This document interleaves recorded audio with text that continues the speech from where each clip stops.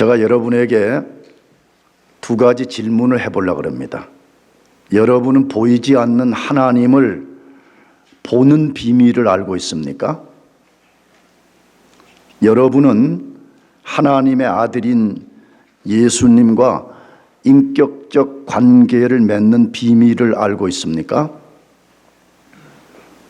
저는 오늘 이 새 생명 축제에 오신 여러분 모두에게 그 비밀을 알려드리고 싶습니다. 하나님을 보는 방법, 예수님과 인격적 관계를 맺는 비밀은 하나님이 그 사람 속에 심어주시는 믿음입니다. 모든 인간은 하나님이 심어주시는 믿음을 가질 때만 하나님을 알 수 있고 예수님을 자신의 구주로 믿고 구원받고 인격적 관계를 맺으며 살아갈 수가 있습니다. 여러분이 혹시 눈치채셨나 모르겠어요. 아니, 믿음은 내가 선택하는 것이 아니고 왜 하나님이 심어준다고 말하지요? 내가 그렇게 말했습니다. 믿음을 통해서만 하나님을 볼 수 있고 예수님과 인격적 관계를 맺을 수 있는데 그 믿음은 하나님이 우리에게 심어주실 때만 가능한 것입니다.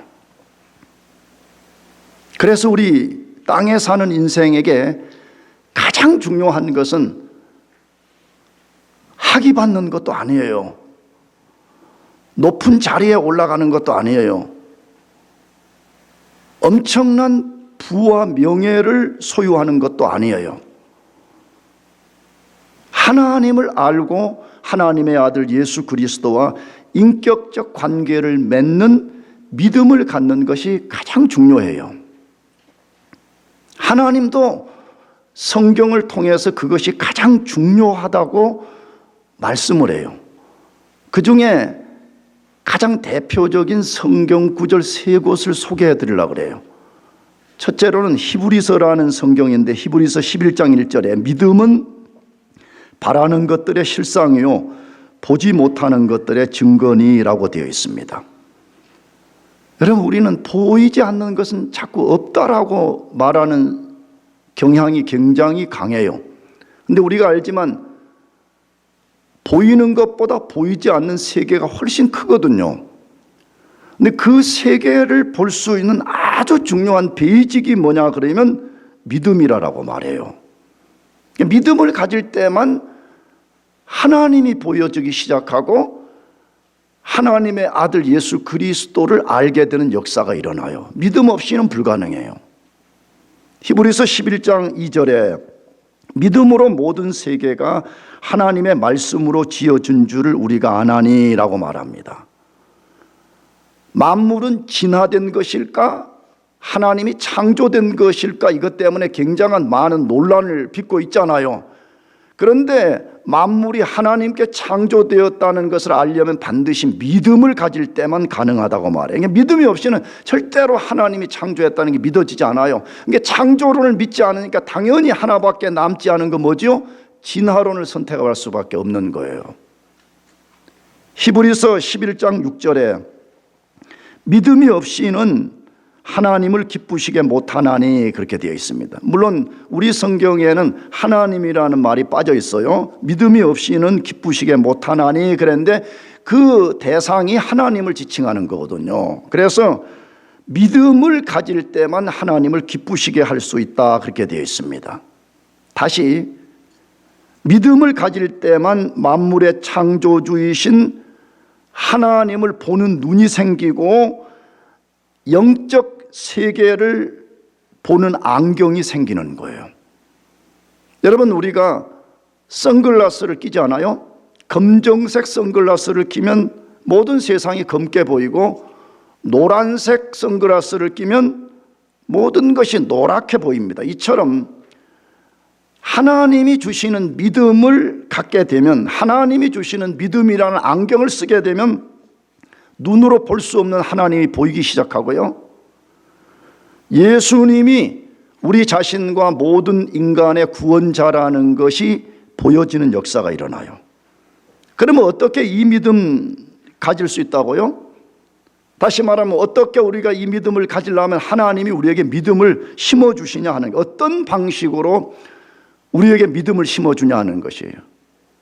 다시 한 번 더 말하고 싶어요. 우리 스스로는 믿음을 못 만들어내요. 혹시 교회 처음 오신 분들 중에서 아니 믿음은 내가 선택하면 되는 거 아니에요? 그렇게 말하는 사람은 아직 우리 인간의 상태가 무엇인지에 대한 이해가 없는 분들이에요. 믿음은 하나님이 심어주실 때만 가능합니다.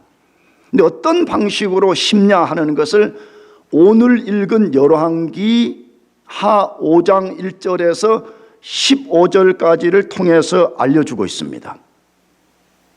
근데 그 내용은 무엇이었지요? 아람 나라의 군대 장관이 한 명 있었다 이렇게 되어 있어요. 이 아람이라는 나라는 오늘날로 말하면 이스라엘 위쪽에 있는 그 시리아를 가리켜요. 이 아람의 군대 장관 나아만이라는 사람이 문둥병에 걸려서 절망적 삶을 살고 있었습니다. 뭐 지금도 그런 줄 아는데 고대 당시에 문둥병, 나병이 걸리는 것은 천형으로 여겼어요. 하늘의 어떤 신적 존재가 이 형벌을 내리는 것이라고 여겨서 나병이 걸리면 죽음 외에는 없다고 생각을 한 거예요.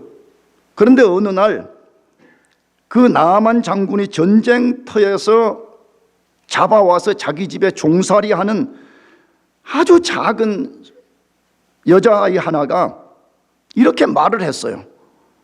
이스라엘에 살고 있는 하나님의 대리자 엘리사 선지자를 만난다면 고칠 수 있을 것이라고 소개를 해줬어요.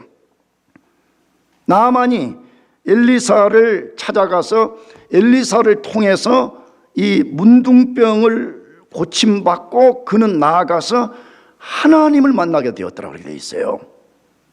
그래서 이 나아만이 문둥병 고치고 하나님 만나고 구원받은 이야기를 통해서 어떻게 우리가 믿음을 갖게 되고 그 믿음 갖고 하나님을 보게 되고 예수 그리스도를 인격적으로 경험할 수 있는가를 알려주는 것이에요. 자, 그러면 하나님은 어떻게 우리들 속에 믿음을 심을까요? 어떻게 하나님을 모르는 사람들 속에 믿음을 심어줄까요? 첫 번째로 하나님은 우리 삶의 변화 혹은 시련을 통해서 믿음을 심습니다.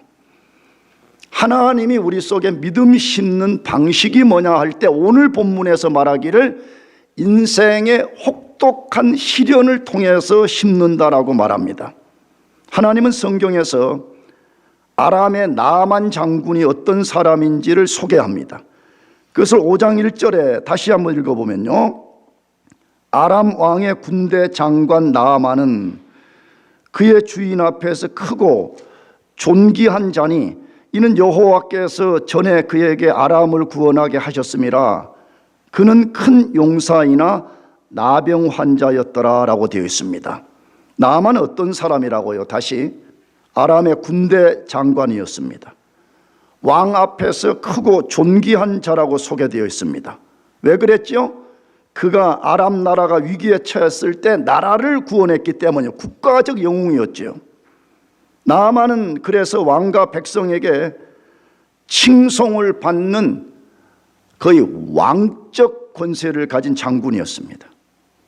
세상의 명예와 지위와 권력을 손에 넣은 사람입니다. 나아만은 군대 장관으로서 빛나는 갑옷을 입고 수많은 부하들의 호의를 받으며 출입했던 사람이었습니다. 한마디로 뭐죠? 세상에 부러울 것이 아무것도 없는 사람이었습니다.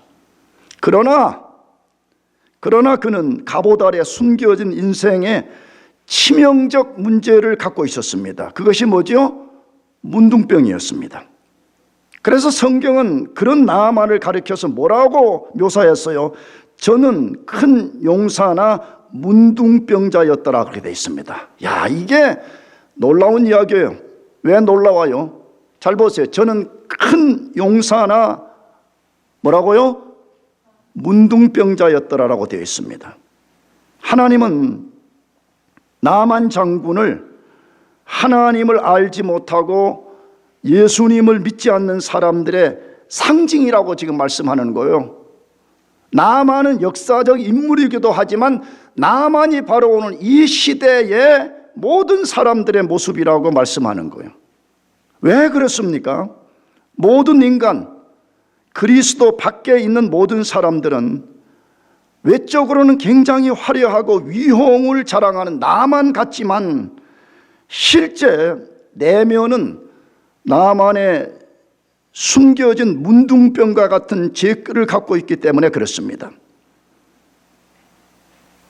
여러분이 어떻게 들을지 몰라도 하나님이 이렇게 선포하는 거예요. 지금 그리스도 밖에 있는 모든 인간은 나만이라고 말하는 거예요.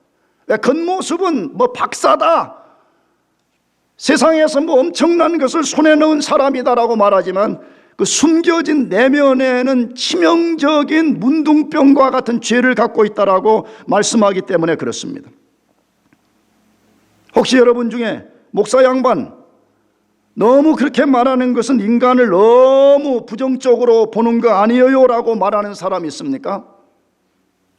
절대로 그렇지 않습니다. 성경은 예수님을 믿지 않는 사람, 다시 말하면 그리스도 밖에서 자연인으로 살아가는 사람은 문둥병보다 더 치명적인 죄 아래 살고 있다고 말씀하고 있습니다. 그렇다면 왜 하나님은 나만이 자기 나라를 위기에서 구원하도록 도우셨다가 또 한편에서는 그 몸에 치명적인 문둥병을 허용하셨을까요? 성경에 그렇게 되어 있거든요. 읽은 우리 1절 2절을 보게 되면 나만이란 사람이 전쟁에서 승리할 수 있었던 것은 하나님의 도우심 때문이었다고 말해. 그런데 이번에는 나만 몸에 문둥병이 발생하도록 하나님이 허용하셨다라고 되어 있습니다. 왜 그러셨을까요? 왜 어떤 날은 전쟁에서 승리해서 크고 존귀한 자가 되게 했다가 어떤 날은 치명적인 문둥병이 걸려서 매 순간 죽음을 직면하는 사람이 되게 만들었냐 하는 것입니다. 하나님이 나만을 향한 큰 뜻, 섭리를 갖고 있었기 때문에 그렇습니다. 무슨 뜻이에요? 무슨 섭리를 드러내 주시는 것일까요? 하나님만이 만물, 다시 말하면 모든 사람들의 주인이라는 것을 나타내 주신 것입니다. 우리가 착각하면 안 됩니다. 하나님은 어느 한 나라의 왕인 것으로만 이해만, 다시 말하면 이스라엘의 신이 아니냐, 그는 이스라엘만의 신이 아니냐, 혹은 아니면 예수 믿는 사람들만의 신이 아니냐, 이렇게 생각하면 안 된다는 것이에요. 왜 그렇죠? 지금 하나님이 이것 보여주는 거거든요. 하나님은 이스라엘의 하나님이실 뿐만 아니라 이스라엘 밖에 있는 이방 나라인 아람 나라의 그 나만 장군까지 통치하시는 만물의 주이시다, 이것을 알려주는 것입니다. 절대적 사실입니다. 하나님 모든 만물의 진정한 왕이십니다. 하나님 밖에서 존재하고 살아갈 수 있는 것은 아무것도 없어요. 혹시 여러분 가운데 아직 예수님을 믿지 않고 그냥 교회만 오셨다고 할지라도 여러분은 하나님의 지금 통치 아래 살고 있는 거예요. 다만 여러분들이 그 하나님의 통치를 거부하고 살 뿐인 거예요. 참새 한 마리라도 하나님의 통치 밖에 움직여 존재하는 것은 없습니다. 아니, 우주에서 아주 볼 수 없는 작은 원자 하나라도 하나님 밖에서 스스로 존재하는 것은 아무것도 없습니다. 그래서 하나님이 이스라엘 밖에 이방 나라인 아람의 군대 장관의 삶 속에 하나님이 개입하고 섭리를 나타냈다, 그렇게 말하는 것이에요. 두 번째로 하나님이 나만을 향한 섭리는 뭐예요?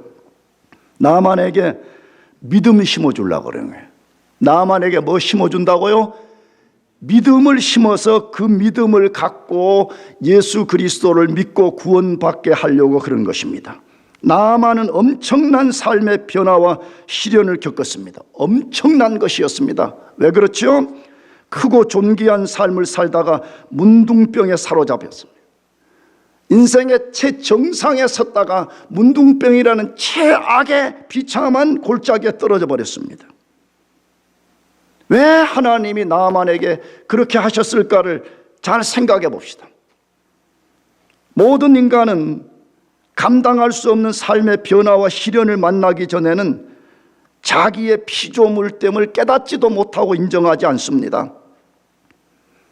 자기가 신이라고 말해 자기는 죽지 않은 불사조와 같은 영원한 존재라고 생각하고 삽니다. 특별히 여러분같이 젊은 10대와 20대와 30대를 사는 사람들은 죽음은 자기의 일이 아니라고 생각해. 죽음은 저 딴 사람들 제3자의 이야기라고 말합니다. 그래서 항상 죽음을 말할 때 3인칭이나 2인칭으로 말하는 것이에요. 그들이 죽었다, 너가 죽었다 이렇게 말하는 거예요. 내가 죽는다는 생각은 한 번도 하지 않습니다. 나는 피조물이 아니라고 생각해요. 나는 유한한 존재가 아니라고 생각해요. 그런데 특별히 그런 사람들 중에 나만처럼 성공한 사람은 더더욱 깨닫지 못합니다. 나만 같은 사람들은, 성공 가도를 달리는 사람들은 더더욱 자기의 피조물됨을 인정하지 않습니다. 자기는 항상 빛나는 갑옷, 위용을 자랑하는 갑옷을 입고 사는 자신이 자신이라고 생각하고 사는 것입니다. 그래서 하나님이 때로는 삶의 변화와 시련을 허용하시는 것입니다. 무엇 때문에? 그것을 통해서 너 자신의 피조물됨을 깨달으라고 소리치시는 것입니다. 하나님이 너의 너됨을 똑바로 인식하라는 거예요. 너는 무한자가 아니라는 것이, 너는 유한한 피조물에 불과하다는 것을 깨달으라고 소리치는 것입니다. 그래서 20세기의 위대한 예언자라고 불려지는 C.S. 루이스는 말했습니다. 시련은 하나님의 확성기이다. 시련은 하나님의 무엇이라고요? 확성기, 메가폰이라는 것이에요. 하나님은 평소에 잔잔히 말씀하시지만 시련을 통해서 메가폰으로 말씀하신다라고 말했습니다. 여러분 삶에 어떤 변화가 찾아오고 나가서 여러분이 감당할 수 없는 삶의 시련이 찾아오는 것은 여러분을 향한 하나님의 깊은 뜻이 있을 수 있어요. 그러므로 여러분이 그런 삶의 변화와 시련 가운데 있다면 하나님이라는 분이 나에게 무엇을 요구하고 무엇을 깨닫기를 원하는지를 잘 생각해 보시기 바랍니다. 이것이 믿음을 갖고 하나님을 보게 되는 첫 출발이라고 성경이 말해요. 자기 자신을 본 적이 없는 사람은 하나님을 향해서 발을 내디딜 수가 없어요. 두 번째로, 하나님이 어떻게 사람 속에 믿음을 심어주실까요? 하나님은 우리 주변 사람들을 통해서 믿음을 심습니다. 하나님은 우리 주변의 친구들이나 동료들이나 부모들이나 형제들이나 영적 지도자들을 통해 가지고 믿음을 심어준다, 그 말입니다. 나만이 문둥병을 고치려고 하나님의 대리자인 엘리사를 만나러 가게 된 동인, 요인은 무엇일까요? 도대체 무엇이 이 존귀하고 큰 나만의 걸음을 움직이게 만들었냐 하는 것입니다. 그것을 5장 2절에서 5절 상반절까지 말씀인데 한번 크게 같이 읽어보겠습니다. 시작. 전에 아람 사람이 떼를 지어 나가서 이스라엘 땅에서 어린 소녀 하나를 사로잡음에 그가 나아만의 아내에게 수종들더니 그의 여주인에게 이르되 우리 주인이 사마리아에 계신 선지자 앞에 계셨으면 좋겠나이다. 그가 그 나병을 고치리이다 하는지라. 나아만이 들어가서 그의 주인께 아뢰어 이르되 이스라엘 땅에서 온 소녀의 말이 이러이러하더이다 하니 아람 왕이 이르되 갈지어다. 이제 내가 이스라엘 왕에게 글을 보내리라 하더라 라고 되어 있습니다. 나아만이 문둥병 고치기 위해서 무슨 일을 했겠어요? 성경은 명시적으로 되어 있지 않지만 우리가 얼마든지 추론할 수 있잖아요. 우리도 뭐 아프면 그 고쳐보려고 이 약도 사 먹고 저 약도 사 먹고 좋다는 의사 다 찾아가잖아요. 그렇다면 나아만은 아람의 2인자였습니다. 어쩌면 왕보다 더 실질적 권세를 가진 사람이었다면 자기 문둥병 고치기 위해서 자기 돈 다 동원했을 것이고 자기 권력 다 동원했을 것이고 그것 통해서 좋다는 의사 다 만났을 것이고 좋다는 모든 약을 다 사용했을 것입니다. 그러나 우리 속담처럼 백약이 무효했습니다. 어떤 것도 나만의 치명적 문제를 해결할 수 없었습니다.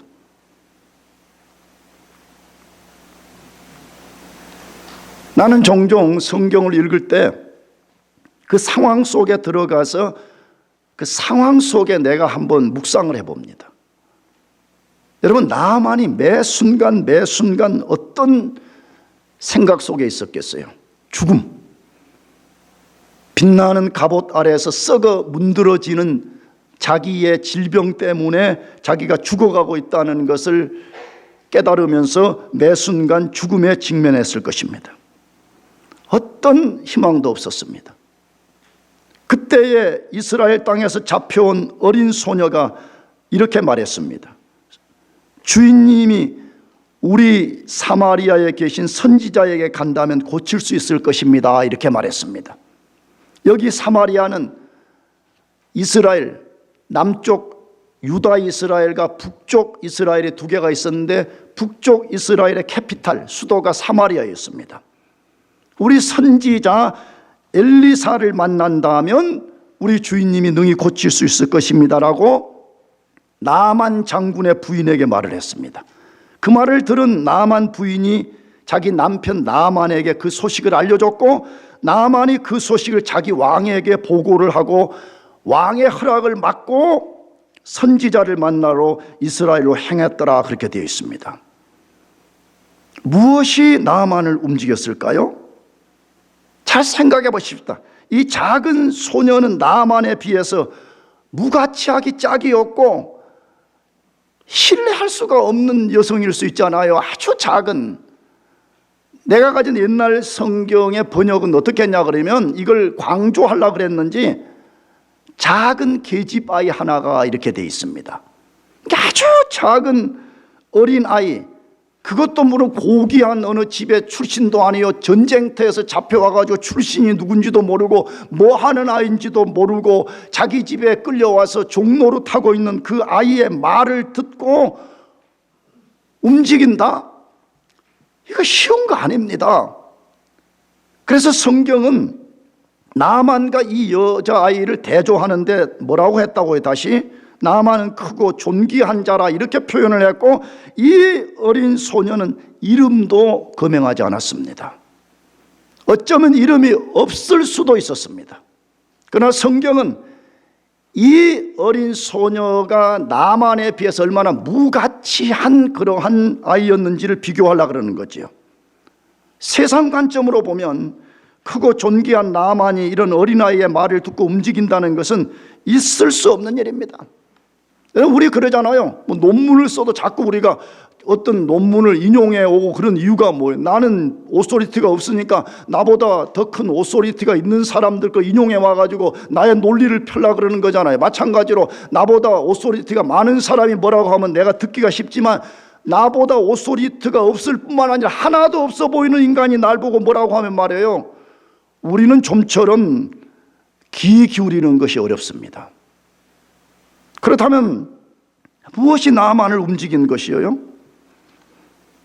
삶의 급격한 변화였습니다. 삶의 엄청난 시련이었습니다. 그건 누가 준 것이었다고요? 하나님이 준 것이었습니다. 하나님이 그의 삶의 변화, 그의 시련을 통해서 작은 자의 말을 듣는 겸손한 귀를 만들어 준 것입니다. 여기 말하는 귀는 물리적 귀를 말하는 게 아닙니다. 우리 인간들은 죄로 인해서 교만해서 좀처럼 작은 사람들의 말을 들으려 하지 않습니다. 그런데 작은 사람의 말에 귀를 기울이기 시작하는 것은 시련을 통해서 겸손한 귀가 만들어질 때만 인간은 듣기 시작하는 것입니다. 엄청난 시련을 통해서 하나님에 대한 관심이 생겼고 마음이 열어졌기 때문입니다. 어떻게 이것을 만들어냈다고요? 하나님이 아주 작고 비천한 어린 소녀의 말을 통해서 하나님께로 나아가게 만들어 주셨습니다. 이곳에 오신 사랑하는 모든 교우 여러분들, 여러분 곁에 누군가가 여러분에게 복음을 말할 때 귀를 기울이시기 바랍니다. 교회에 나가서 예수 그리스도를 믿어보자고 건면할 때 거절하지 말고 마음을 여러분 열어보시기 바랍니다. 마음을 열고 복음과 그들의 권면에 순종해 보시기를 바랍니다. 왜? 하나님이 그 방식을 통해서 우리에게 믿음을 심고 예수님을 믿게 하시는 방식이기 때문에 그렇습니다. 제발 여기 있는 목사처럼 바보짓 하지 마시기 바랍니다. 나는 우리 교우들에게 작은 간증을 여러 번 했는데, 나는 23살에 예수님을 믿게 되었습니다. 23살까지는 천하의 부도덕한 인간으로 살았습니다.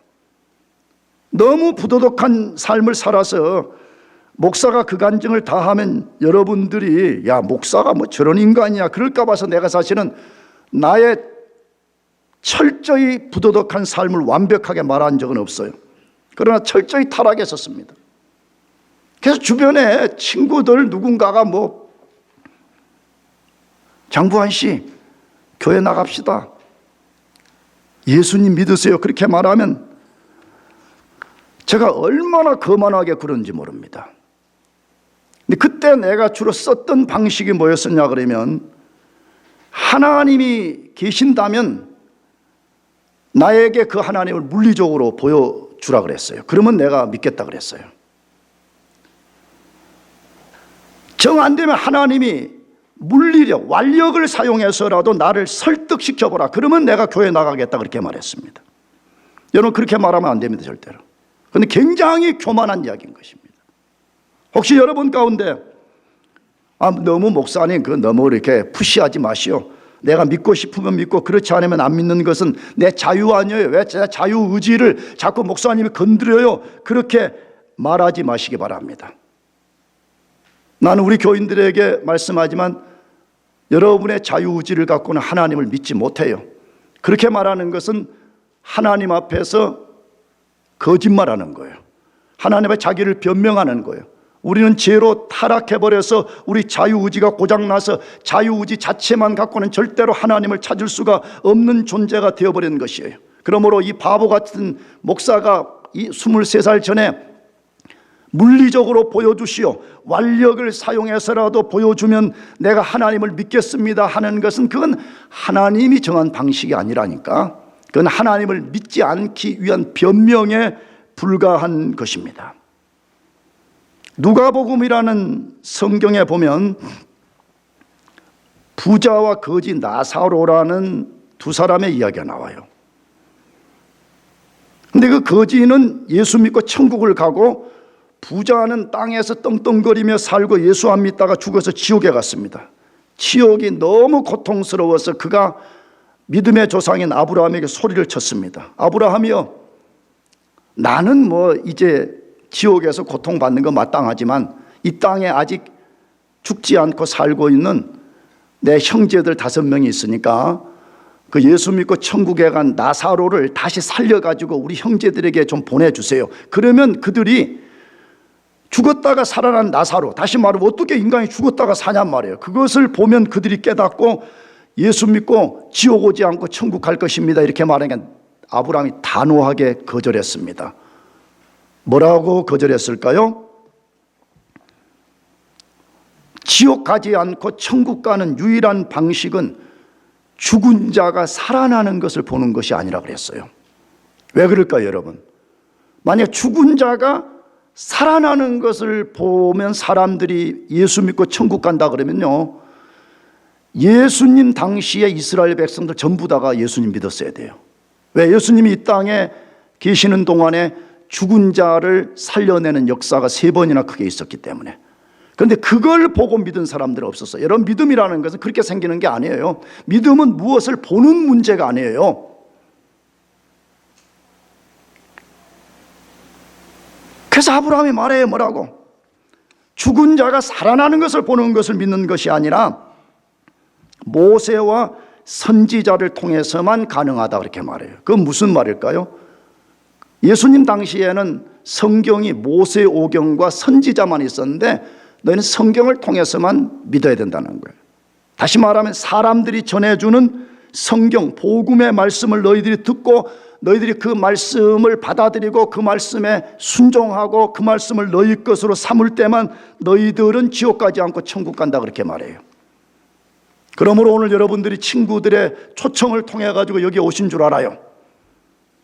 아니, 기존의 성도들도 하나님이 직접 나타나서 영광교회로 가라고 말씀해서 나온 사람은 한 사람도 없는 줄 알아요. 다 엄마 아빠가 가라 그래서 나왔든지, 아니면 친구들이 나가라고 했든지, 친구들이 전해준 복음을 듣고 예수 믿고 구원받은 줄 압니다.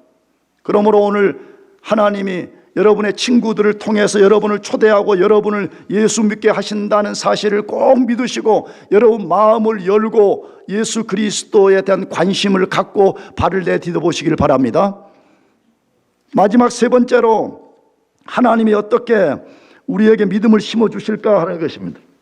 하나님은 우리 인간의 자존심을 굴복시키시고 하나님께 순종케 하심을 통해서 믿음을 심습니다. 이게 제일 사실 핵심이에요. 우리 그런 말 하는 거 알잖아요. 말을 물가에까지 데려갈 수는 있지만 말에 물을 마시게 할 수는 없다는 말이 있잖아요. 말 스스로가 물을 이제 마셔야 돼. 마찬가지로 하나님이 시련을 통해서 여러분이 하나님께 관심을 갖게 하고 친구의 초대를 통해서 이 교회에 나왔다고 할지라도 마지막 하나가 남아있다는 거예요. 그게 뭐냐? 하나님 앞에서 우리의 자존심을 굴복시키고 그의 말씀과 그의 아들 예수 그리스도에게 순종하라고 요구하고 있는 것입니다. 그것을 나만 통해서 잘 보여줍니다. 나만이 하나님의 대리자인 엘리사를 만나러 갈 때 어마어마한 사례금 사람들을 준비했다고 되어 있어요. 그것이 5장 5절에서 6절인데 또 한 번만 더 읽어봅시다. 이제 조금만 더 하면 설교가 끝나니까 버텨주시기를 축복합니다. 자, 읽어보겠습니다. 같이 시작. 아람 왕이 이르되 갈지어다 이제 내가 이스라엘 왕에게 글을 보내리라 하더라. 나만이 곧 떠날새 은 10달란트와 금 6,000개와 의복 10벌을 가지고 가서 이스라엘 왕에게 그 글을 전하니 일렀으되 내가 내 신하 나만을 당신에게 보내오니 이 글이 당신에게 이르거든 당신은 그의 나병을 고쳐주소서 하였더라. 나만 장군이 이스라엘에 엘리사 만나러 갈 때 뭘 준비했다 그래요? 제일 먼저 사례금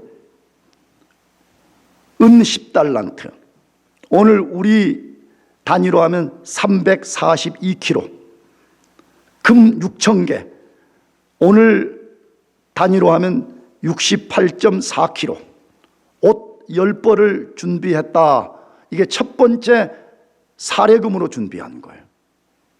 두 번째로는 아람 왕이 이스라엘 왕에게 친히 쓴 글을 가지고 이스라엘 왕을 찾아갔더라 그랬어요. 이 당시에는 아람이 이스라엘을 지배했던 때예요.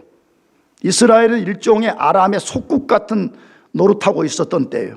그러니까 아람 왕이 직접 써가지고 이스라엘 왕에게 너희 나라 모든 걸 동원해서 나의 장군을 고쳐달라, 이 조서를 써줬는데 그거 손에 들고 왔더라 그래 돼 있어요.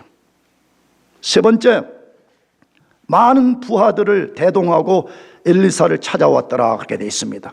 성경에 정확하게는 표현되어 않지만 모르긴 해도 어마어마한 아람의 군대들을 호위병들로 세우고 엘리사를 찾아왔을 것으로 추정됩니다. 그럼 질문해 봐야 될 것 같아요. 왜 나아만은 이렇게 많은 것을 준비했고 위용을 자랑하면서 엘리야를 찾아갔을까요?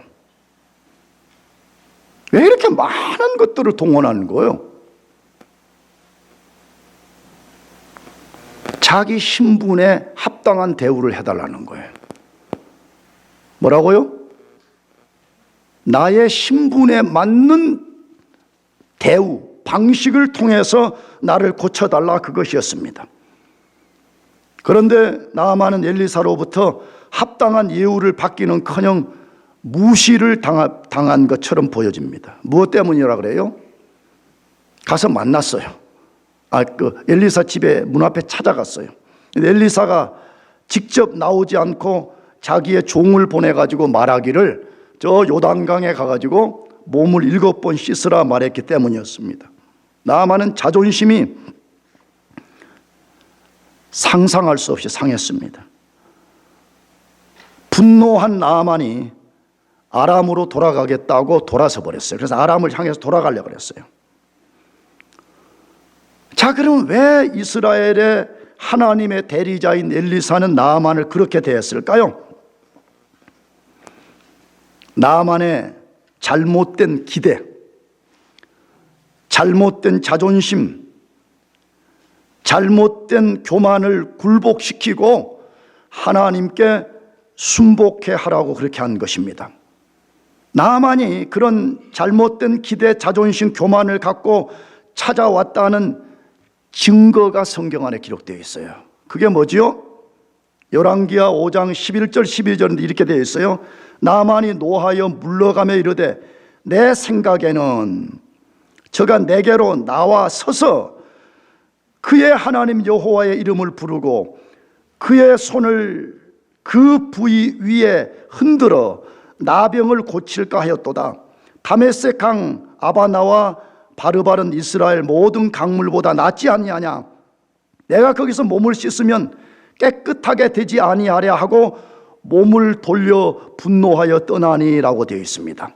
자, 요 두 절 안에 나아만이 얼마나 잘못된 태도를 갖고 있었는가를 보여줍니다. 첫째는 뭐가 잘못됐어요? 자기 질병의 치료 방법을 자기가 결정하고 찾아온 것입니다. 나아만은 어떻게 기대하고 왔대요? 엘리사가 치료할 때 자기 몸에 손을 얹어서 요즘 말로 안수를 해가지고 치료해 줄 것으로 기대했습니다. 그런데 얼굴을 보여주기는커녕 자기 종을 시켜갖고 하는 말이 저 요단강에 가서 7번 물을 씻으시오, 몸을 씻으시오, 이렇게 했다는 거예요. 그래서 자기 기대가 다 무너진 것 때문에 분이 나가지고 돌아가려고 했다고 되어 있습니다. 여러분, 이것은 수많은 오늘날 사람들의 모습입니다. 어떻게 해가지고 교회 발을 디뎠어요? 하나님 좀 믿어보려고 교회 나왔다가 에이, 기독교는 내 침이 안 맞아 라고 돌아가 버리는 사람들이 얼마나 많은지 몰라요. 근데 이유가 뭐라고요? 자기 기대한 방식대로 교회가 말하지 않는다. 다른 말로 하면 내가 기대한 방식대로 하나님이 자기를 대우해 주지 않는다는 거예요. 내 방식대로 하나님이 계신다면 해달라는 거예요. 근데 하나님은 아니라고 말해. 바로 너가 원하는 방식을 내려놓으라는 것이, 너가 기대하는 그것을 내려놓을 때만이 너는 하나님을 만날 수 있고 구원받을 가능성이 있다라고 말하는 것입니다. 또 하나의 나아만의 잘못은 무엇이에요? 치료의 근원을 잘못 알고 있었습니다. 자기를 치료하는 이 근원이 깨끗한 물이라고 생각한 것입니다. 그래서 엘리사가 요단강에 가서 7번 씻으라 그러니까 그렇게 말한 거죠. 아니, 우리 아람의 강은 맑고 깨끗한데 요단강은 흙탕물이 아니냐. 차라리 만일에 몸을 씻는다면 내가 다메섹 강에 가서 몸을 씻지 이 흙탕물에 씻으라고, 이건 말도 안 된다라고 말하고 있었습니다. 뭘 보여줘요? 나아만은 자기의 치명적인 문둥병을 씻어내고 고치는 근원이 강물에 있다고 생각한 것이에요. 오늘날 얼마나 많은 사람들이 자기 인생의 문둥병 같은 죄, 하나님 없는 치명적 삶을 사는 이 문제를 해결하는 것이 교회에 와서 종교 생활하면 해결될 거라고 생각하는 것이에요. 그런 거 아닙니다. 우리 인생의 치명적인 문제를 해결하는 것은 하나님께만 있습니다. 믿습니까? 그래서 지금 엘리사가 그의 잘못된 기대, 자존심, 교만, 이걸 완전히 내려놓으라고, 완전히 꺾으라고 가서 요단강가에 가서 7번 요단강에 몸 씻으시오 그러는 거예요. 다시 말하면 너 내 말에 순종할 수 있겠냐는 거예요. 근데 잘 보세요. 그 종들이 말했지만, 나아만의 종들이 말했지만 하나님이 엘리사 통해 가지고 나아만에게 명령한 것은 어려운 일이에요, 불가능한 일이에요? 전혀 어렵지도 않고 불가능한 것도 아니었습니다. 자존심을 굴복시키기만 하면 되는 거였습니다. 그렇다면 나머지 문제는 너무너무 쉬운 거예요. 나만의 종들이 말한 것처럼 주인님 이것보다 더 큰 어려운 일을 시켜도 당신이 고침받기 위해서 하지 않았겠어요? 근데 가서 요단강에 가서 7번 몸 씻으라는 게 그게 뭐가 힘들어요? 그 속에 뭐가 들어있어요? 당신의 자존심을 굴복시키라는 거예요. 여러분, 오늘 얼마나 많은 사람들이, 미안해요 이 표현을 써서, 알량한 자존심을 끝까지 굽히지 않겠다고 하나님 앞에 저항하는지 모릅니다. 근데 하나님이 도전해요. 너가 진짜